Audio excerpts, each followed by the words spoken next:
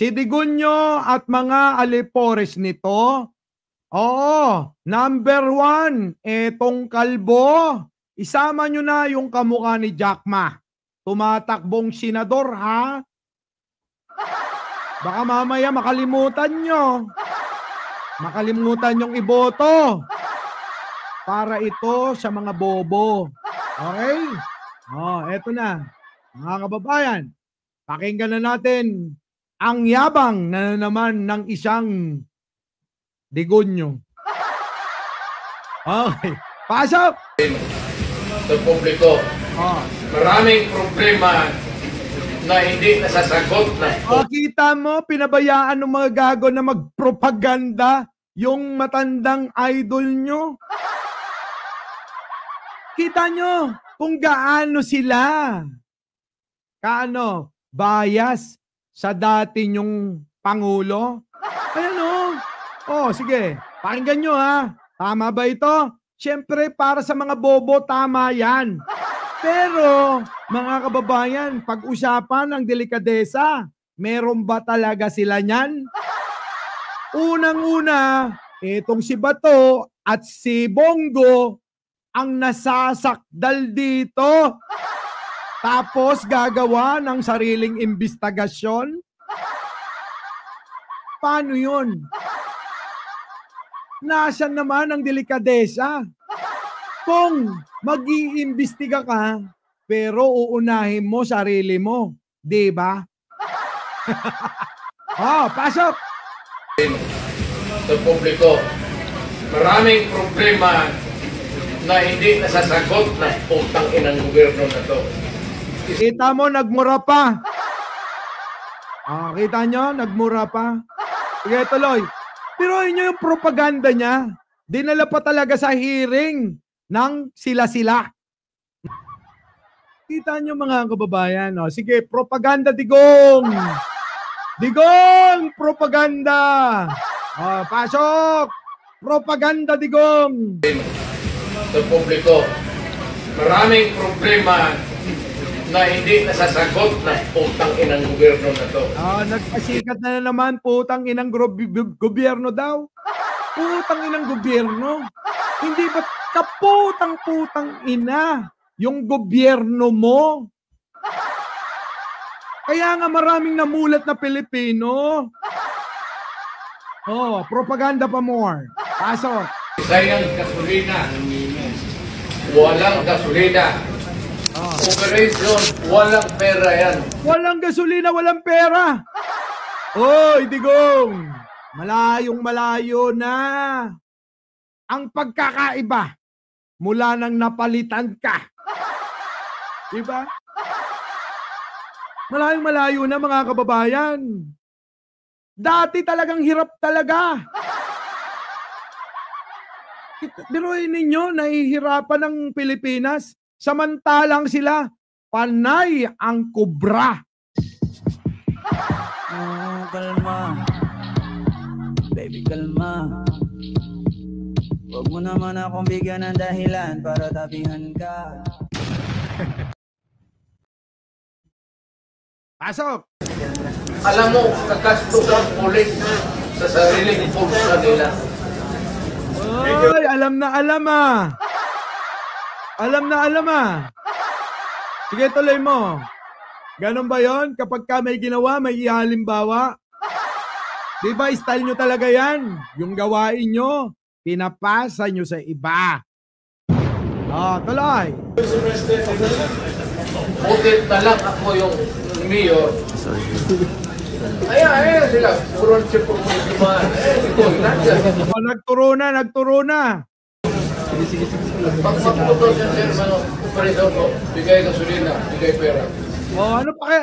Anong kinalaman niyan sa investigasyon diyan? Diba, Digunyo, ikaw ang nasasakdal dahil kailangan mong sumagot sa mga tanong kung bakit maraming namatay na kapwa ko Pilipino. Bakit parang biglang nag-aasal pusit ka tulad ng anak mo? Iisa estilo, mga kababayan. Pag nasusukol na sila, bubuga na ng maitim na tinta. Di ba? Kaya bagay na bagay yung pusit talaga. Isang pugita at isang pusita. Sino yung pusita? Eh di yung anak niya. Oh, kalma. Baby, kalma. Huwag mo naman akong bigyan ng dahilan para tapihan ka. Diba? Oy, Margo, thank you. Oy, shout out po sa lahat ng bagong dating. Sa mga hindi pa nakakapag-like, share, and subscribe mga kababayan, huwag nyo nang ipagkakait yan. Tuloy.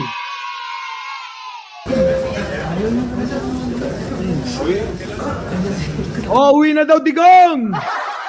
Pinauuwi ka na. Siyempre, magmamatapang yan. Magpapasikat yan, pagkakautaon niya na yan. Bakit? Home court nila yan. Bakit? Siyempre, nandyan yung mga kaalyado niya. Sino-sino? Si Jinggoy, si Bato, at si Bongo. Sama nyo pa si Robin. At iba pa.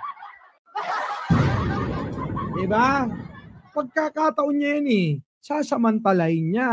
Bakit? Eh talaga namang mapagsamantala. Diba? O ngayon, bakit hindi ka pumunta sa hearing ng Quadcom? Matapang ka kamo eh. Ayun, inaantay ka nila. Abante, Fernandez, Luistro, at iba pa. Diba?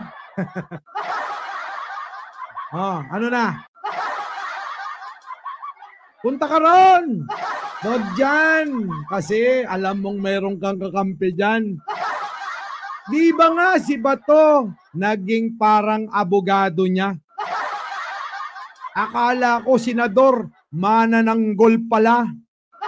Manananggol nino? Siyempre meron pa bang iba? E di sino pa? Si Digunyo na idol ng mga bobo. Oh. Ito lang. Bulgar na natin lahat.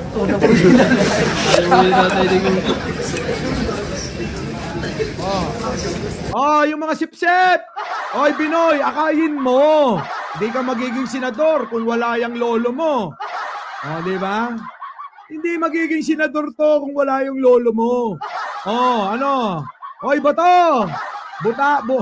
Buhatin mo na pati yung bangko. Tapos, isakay mo na doon sa sasakyan mo. Tuloy. Senado ni sumuko natin. Kita mo, ayaw pa magpahawat, nagpapakitang gilas pa. Digong, doon mo na yan dalhin sa Quadcom. At doon magkakaalaman kung merong ka ba talagang ibubuga o puro yabang lang. Oh, kalma. Baby, kalma. Huwag mo naman akong bigyan ng dahilan para tapihan ka. Diba? Tuloy. Tulak sabi maglabas. Hindi pa siya tapos sa propaganda niya. Sabi, baka magtanong ilang pinatay. Kita nyo yung mga tao, usapan dyan patayan.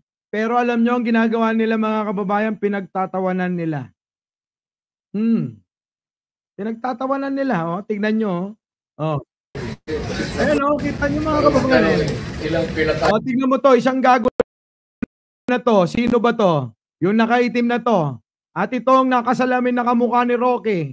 At isama nyo pa si Bongo. Talagang sumisiksik pa, At yung si Philip Salvador. Puta! Abot tayo nga tawa mo. Abot tayo nga tawa mo. Isa pa, mataas ang noo. Grabe, mga kababayan, pinagtatawanan nila. Yung mga taong pinag-uusapan na nawalan ng magulang, anak, kapatid, at kapamilya. Diba? Tuloy. Kita nyo tuwan-tuwa sila, Oo, nangyayari si Koy.